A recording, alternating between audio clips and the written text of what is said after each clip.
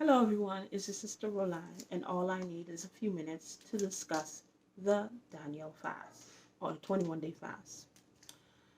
So, I already spoken about the Daniel fast, so somewhere we're gonna link the Daniel fast up here, and those little things that come up. But just wanted to say I've seen people talk about the Daniel fast or 21-day fast or any type of fasting. Oh, they fasted and then they got a job. They fasted and they got a car. They fasted, they got a home. Some people fasted, they got married or they got engaged. That's good. But don't fast for those things. The Bible tells us we're supposed to seek first the kingdom of God and his righteousness. And then all these things will be added to us. So we're supposed to seek God and his righteousness. What makes us a better Christian, what makes us a better human being.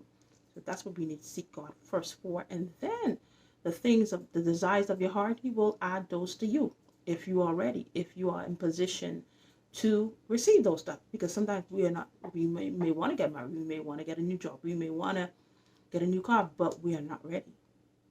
We don't have that character. We're not positioned yet. We haven't done the work to receive those stuff. That's why we haven't got those yet. So seek God for, to get closer to God, to hear God's voice, again for those who may have used to hear God's voice and you don't hear his voice. And sometimes that's linked to something he told you the last time and you haven't done. So you need to remember the last thing that God told you. Seek him because you're very impatient. You get angry. You're doubtful. Different things, stuff. But inside, you maybe like to say a lot of bad words. You're very negative, pessimistic. You may be a little naive, too trusting of everybody without, using discernment on certain people. Seek God in those things. So don't fast for, material stuff, because if you're fasting for stuff like that and then when it doesn't happen, then you get disappointed. And when you're disappointed, that's like, I've been there. Like you feel so disappointed, like you don't even want to pray, you don't even want to worship because you put so much of your expectation on God doing that for you and it didn't happen. So this is what you have to be careful about. So if God did it for the sister, God did it for the brother, that's them. Maybe they were ready to receive that because we don't know their lives. Maybe they were already putting in the work to get the engagement, to get the house, to get the car, to get that new job, promotion, to get money. They were in position. They had already, put self-control in certain areas in their life, and then they were ready to receive that. So don't follow people for that. And then remember I talked about the schedule that the Church of Word and Seasons Ministry had provided. If you are following this, you see remember I said you have to have some type of plan. So that is I'm going to put the link again if you need this plan. But in reality, can we all follow this? If you can, glory to God.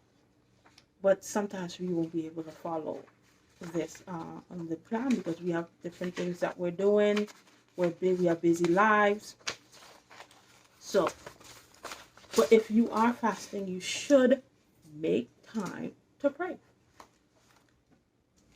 But prayer may come in different ways for different people. So it's not when praying is not only you, putting your hands together and going on your knees and saying, "Oh Lord, Father God, Jesus Christ, oh help me, Lord Jesus, to change my life." Yeah, that's a way to pray, but while you're sitting down, listening to worship music, while you're driving, while you're listening to worship music or listen to a message, you could be praying to God. Don't close your eyes, especially if you're driving. Don't close your eyes. But you can pray. Then something you might hear something in the message, hear something in the worship song, and then you talk to God. Because Praying is just a conversation with God. That's all it is. It's not complicated. You're just talking to God. You're just having a conversation like you would have a conversation with your best friend or with your mother or your children. But you're talking to God that it can hear you and move mountains and do all kind of stuff that your mother or your daughter or your best friend can't do. So that's what. So you may not be able. Don't beat yourself up if you're not able to follow that 24-hour plan, incorporate all this stuff, but do put time aside to pray. Do put time aside to seek God, and then have a quiet time. Because you can't be, oh Lord, Sandra, no. I was fasting and she came with all this food. Oh, I don't understand that girl. Oh, my husband, no, I was fasting. And then he playing all this music. No. You talk and then you wait. Like you sit in silence and you have a silent moment. Let's say a silent moment. And then you wait for God to talk to you. And that silent moment might be in reading your Bible. Or that silent moment might be just you laying there. You may fall asleep. Sometimes I'd be sleeping. I'm never going to fall asleep. And then you never know what vision you can have. But make that time to, while you talking, you have to make the time so God can talk back to you. It happens different ways. Maybe the first time he can talk back to you. Maybe it takes several times. I don't know. I'm not God. It's up to him. He's sovereign. He does whatever. No, he does whatever he does. How he does it too. So I think that's basically it. So make time, and so whether you're doing this for spiritual reason or physical reason, it will have a health benefit for you. Because when I've done the 21-day fast, people always come tell me, say, oh, you got a glow. Because you only eat fruit. If you're actually doing dining fast, you actually only eat fruits and vegetables and a lot of water. So you're getting cleared on the inside.